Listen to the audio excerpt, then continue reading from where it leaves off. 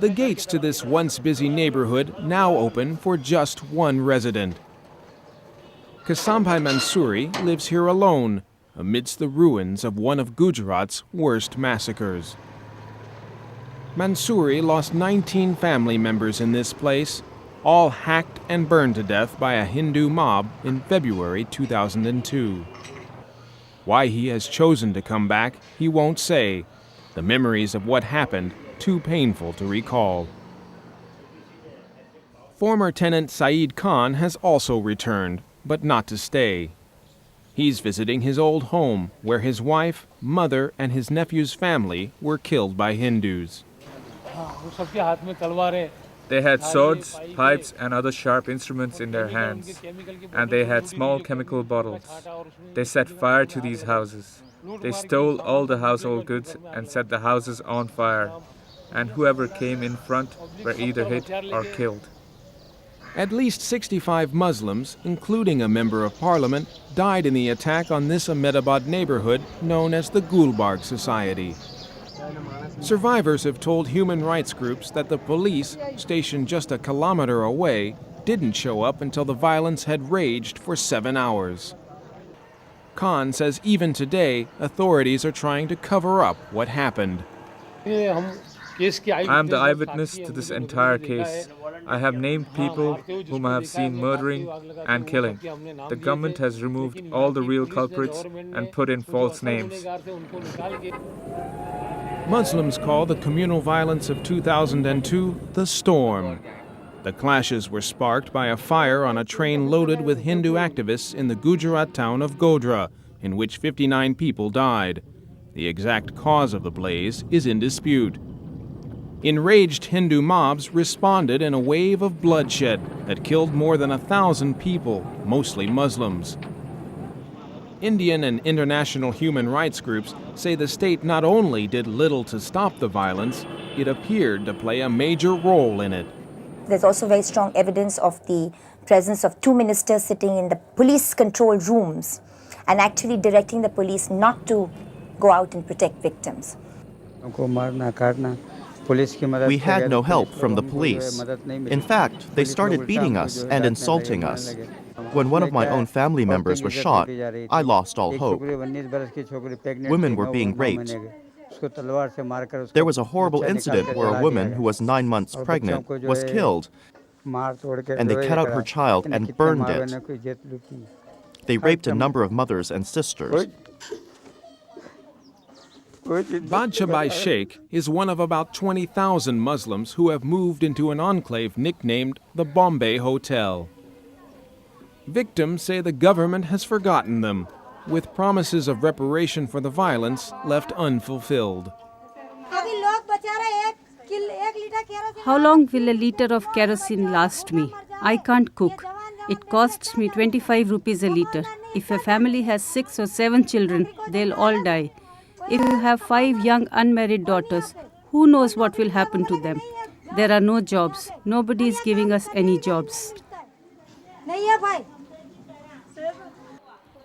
In a small classroom in the Bombay Hotel, a group of women have come to voice their frustration and sorrow.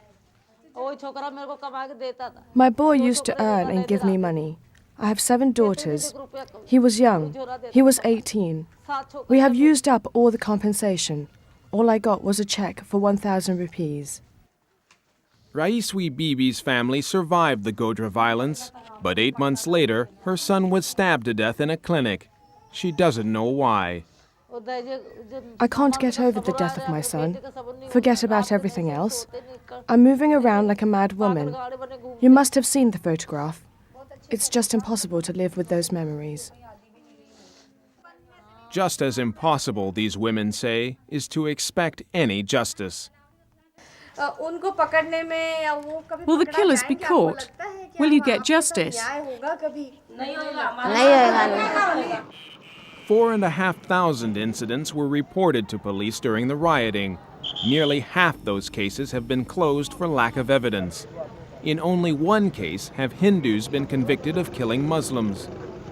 Human rights activists accuse the Gujarat state government of leading a massive abuse of the legal system, from tainting police investigations to intimidating witnesses. We have got very solid evidence to show that the trial process has been subverted, that the accused were released out of turn on bail within 15 or 30 days of the incident. They've not even kept behind bars. And therefore, even the highest judiciary in Gujarat has released them on bail. And they are roaming around in those areas and terrorizing witnesses even today. India's former Solicitor General says the impact of these cases goes far beyond the borders of Gujarat. He says the nation's entire legal system is in the balance. We don't want them to lose faith in the system.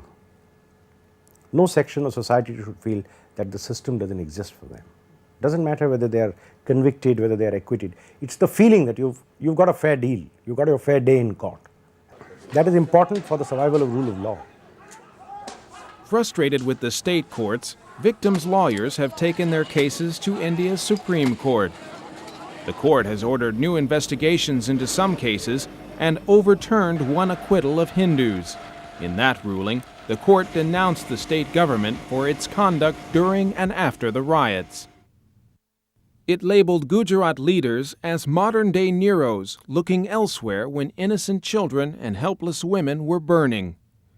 It said they were probably deliberating how the perpetrators of the crime could be protected.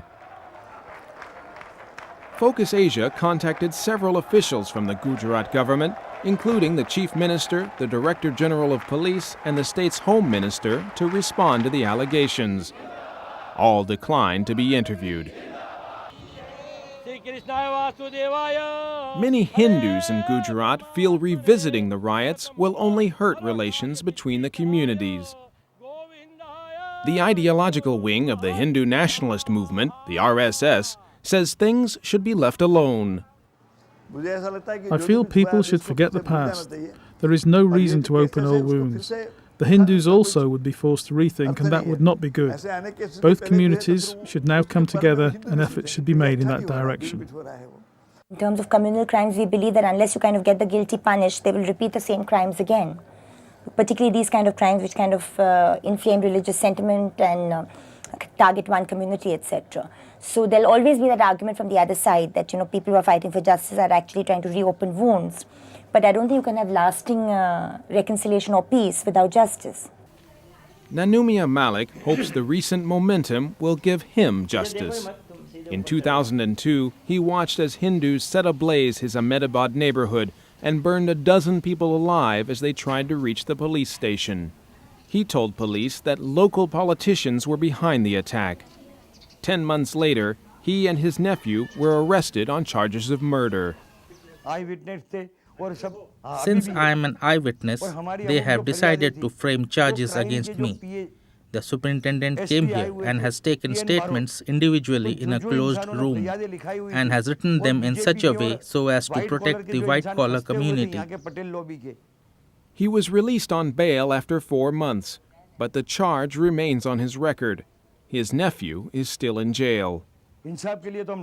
I am fighting for justice.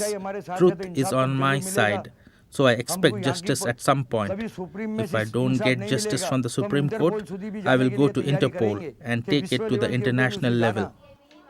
Even if their legal efforts end in failure, Malik and other victims feel they've won a small victory. For the first time in more than 2 years, they've won the right to be heard.